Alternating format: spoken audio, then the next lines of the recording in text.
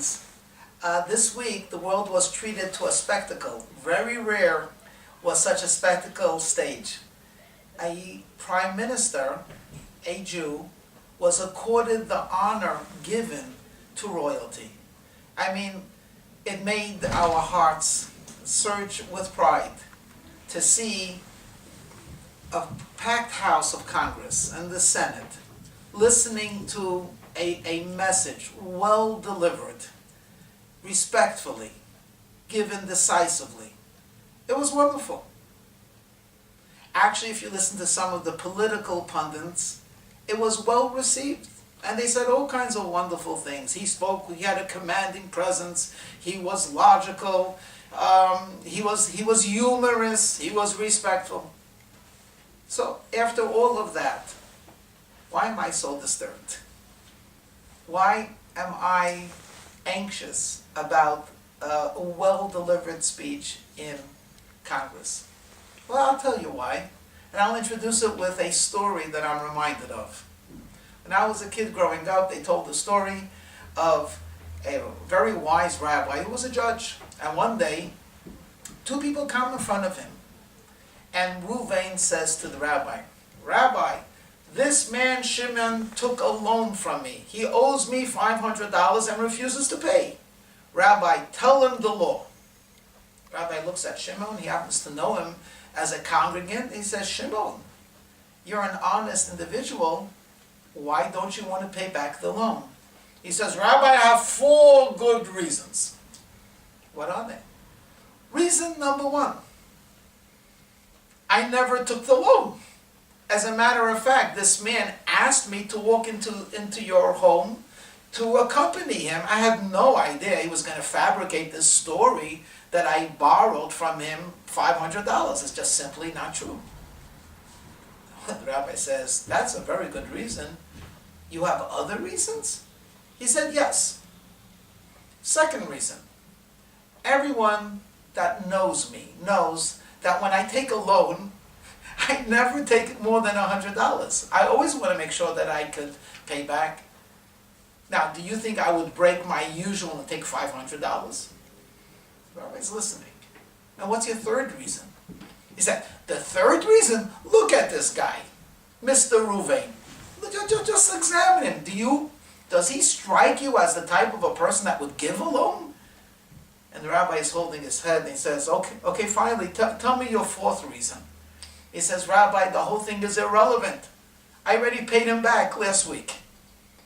Now, it's perhaps a cute story or not. But one thing is for sure. Any one of those 4 statements could be used as a beginning conversation. I don't owe you the money because I never took it. Because I paid you back. Because the sum is in dispute. But you can't have simultaneously these 4 reasons at the same time. It's inherently contradictory. When I was listening to the Prime Minister trying to explain the position of Israel, what I heard was inherent contradictions. He had this beautiful message that we are not like the English in India. We are not like some usurper. We're not a foreign people. We have biblical ties to the land of Israel going back 4,000 years. That's beautiful. And then immediately after, he says, "Still, I am willing to give Palestinians a state." Well, hold it. Who are these people? I thought you said this is your land. Contradiction. Nonsensical to me. He spoke very eloquently about security. He spoke a personal thing, how he himself was in war, how he lost a brother, how it's vital that Israel control the security of the country. And then he says, well, we really can't trust the people we're negotiating with, but we'll give them a state alongside of us, but we still want to have control. Contradiction. You said that you need security. If you need security, how can you have someone who you do not trust next door to you or alongside of you. He talks about refugees, and he says, well, there are refugees, but not in Israel. Well, you just said that it's your land. How could there be refugees? If I move in San Francisco from the Richmond to the Sunset, am I a refugee? If these are people, these are Arabs that have been living in the biblical land of Israel, which belongs to Israel, and then moved because they didn't like the neighborhood, they are refugees? And is there anyone stopping them from living anywhere in Israel? It's like the man who complains about his lunch every single day. Peanut butter and peanut butter and peanut butter. And you say, well, why don't you ask your wife to make something else? And he says, what are you talking? I do it myself. So he prepares the lunch and then complains. No, my friend.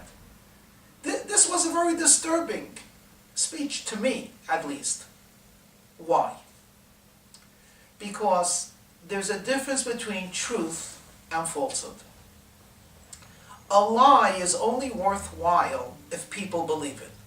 So if I have a lie and no one believes me, it's worthless. If I could say a lie that 10 people believe me, though 90 don't believe me, I have some credibility. And what is the goal of a liar? To try to get more and more people to believe the lie. How do you fight a lie? How do you combat a lie? Not by creating a more credible lie, and then it becomes a numbers game. How many people believe your lie? How many people believe my falsehood? Oh, I have more people believing my falsehood. Obviously, I'm ahead. No. Because tomorrow they might join the other side. Truth stands on its own. If I am truthful and I posit a truth, I don't care if no one believes me or no one accepts me. The truth remains. And the power of truth is that it opens up vistas and actually shatters the opposition just by sticking and repeating and reaffirming truth. All lies dissipate. What is the truth? There are two simple truths that I want to reiterate today to you, my friends. Number one, the land of Israel is given to the people of Israel through the God of Israel. Very simple, very true, and very real. This is our land given to us by the Almighty. Anyone living in the land is a guest at best. A second truth. It's all about security. The issue which Israel has to feel and say to the world is, how can we live in peace in our country when we have enemies within, when there is danger within? If we could simply repeat that truth, and that is a Torah truth, that you are obligated to preserve your health and to preserve the security of where you live, the world will acknowledge that. How can we exist with a people or a nation, I shouldn't say nation, with people who desire our destruction? One more observation before I conclude. I've heard about many things that are absurd, but I believe this absurdity is connected to a deep sense of humiliation. I heard someone that represented the Jewish people beg someone to acknowledge his right to exist. Are we so uncertain of who we are that we need someone else to tell me that I have a right to exist? A country that has been blessed by God with open miracles, and on a very practical level, a country which is powerful militarily, powerful economically, most important, powerful spiritually. From out of Zion comes Torah. We need an enemy to tell us that we have a right to exist. How low have we fallen? Could it be that we're believing the lies ourselves? I believe this to be connected to this week's Torah portion. God speaks to the Jewish people on a mountain in a wilderness.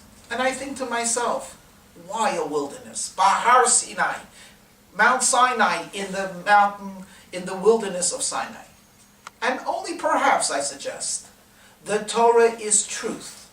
And God says, when you give the truth, when you proclaim the truth, when you call out the truth, even if there's a wilderness, even if there's no one to listen, keep on proclaiming that truth.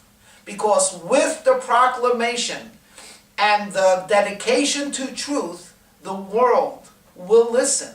The wilderness will be transformed. And indeed, a people that left Egypt, that stood on by a mountain, in a wilderness, became the most powerful spiritualizing influence in the history of mankind. Because the truth is the seal of God. Let's hope and pray that we can tell the truth and say it with a conviction.